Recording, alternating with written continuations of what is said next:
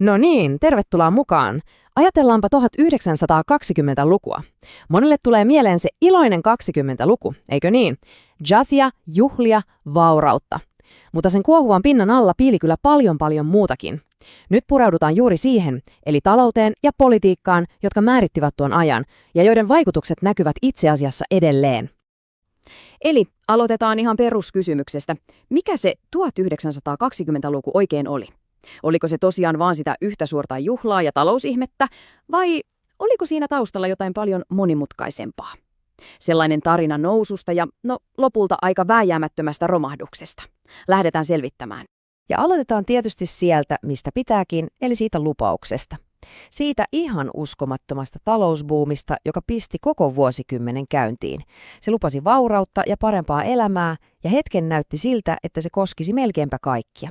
Kannattaa muistaa, että ensimmäinen maailmansota oli juuri takana, ja varsinkin Amerikassa ilmassa oli sellaista käsin kosketeltavaa optimismia. Usko tulevaisuuteen oli todella vahva.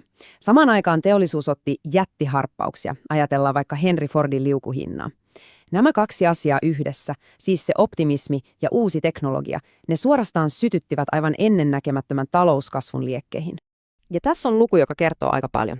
42%, siis Yhdysvaltain talous kasvoi koko vuosikymmenen aikana 42%. Se on aivan järisyttävä luku. Ei se ole mikään pelkkä tilastonumero, vaan se tarkoitti, että koko yhteiskunnan perusta se ihan oikeasti muuttui. No mistä tällainen räjäydys sitten johtui? Mikä oli se moottori kaiken takana? No se oli aika nerokas ja samalla tosi vaarallinen kierre, joka ruokki itse itseään.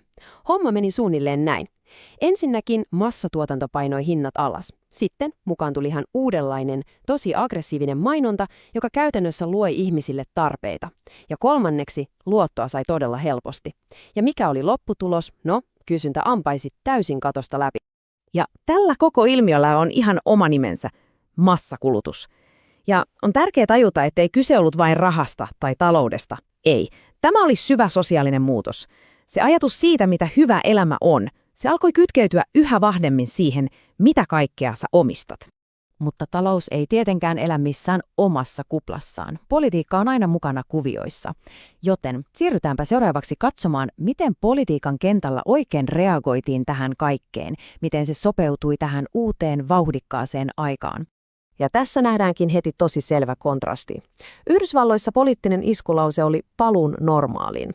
Haluttiin siis ihan tietoisesti kääntää selkä Euroopan sotkuille ja keskittyä vain omaan kotimaiseen kasvuun. Ja samaan aikaan Euroopassa, siellä tilanne oli täysin toinen. Sodan jälkeinen jälleenrakennus, jatkuva poliittinen epävakaus ja uusien vaarallisten aatteiden kuten fasismin nousu. Tämä aikajana näyttää hyvin, miten ristiriitainen vuosikymmenen oikeasti oli. Yhtäältä otettiin isoja edistysaskelia, naiset saivat äänioikeuden, mutta toisaalta samaan aikaan astui voimaan kieltolaki. Presidentti Hardingin lupaus normaaliudesta johti muun muassa tiukkaan maahanmuuttolakiin vuonna 1924, joka käytännössä sulki ovia monilta. Ja sitten lopulta yritettiin jopa kieltää sota lailla.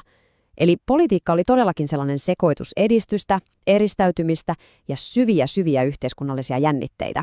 Mutta tiedättehän sen sanonnan, jos jokin kuulostaa liian hyvältä ollakseen totta, se yleensä myös on. Ja nyt meidän täytyykin vähän muuttaa sävyä. On aika katsoa sen kimaltelevan julkisivun alle ja tutkia niitä halkeamia, jotka alkoivat jo näkyä. Presidentti Calvin Coolidge sanoi sen ehkä parhaiten.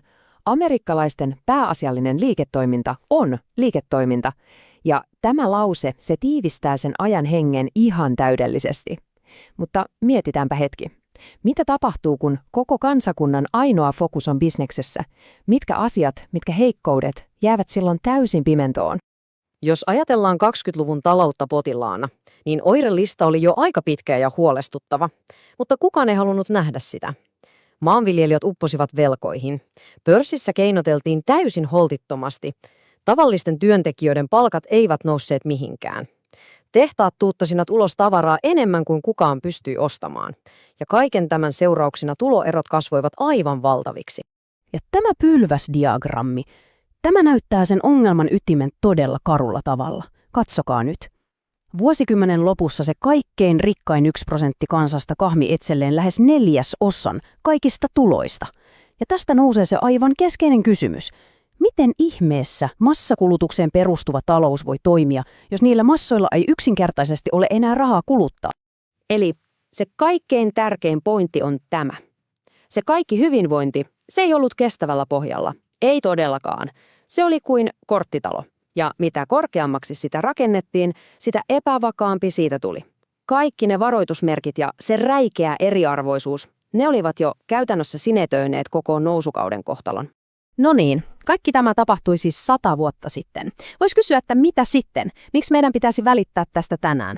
No siksi, että ne 20-luvun opit, ne ovat suoraan sanottuna pelottavan ajankohtaisia. Ajatelkaa 1920-lukua eräänlaisena peilinä. Kun me katsotaan siihen, me nähdään yllättävän paljon heijastuksia meidän omasta ajastamme. Puhutaan velkaantumisesta, teknologian murroksesta, joka muuttaa kaiken, ja siitä jatkuvasta väännöstä globalisaation ja nationalismin välillä. Kuulostaako tutulta? Tähän sopii hyvin erään nykyekonomistin toteamus. Rahoituksen historia toistaa itseään ikuisesti, koska ihmisen ahneus ja pelko eivät muutu. Ja 1920-luku, se on tästä kyllä todella voimakas ja aika karu muistutus. Joten mä jätän teidät pohtimaan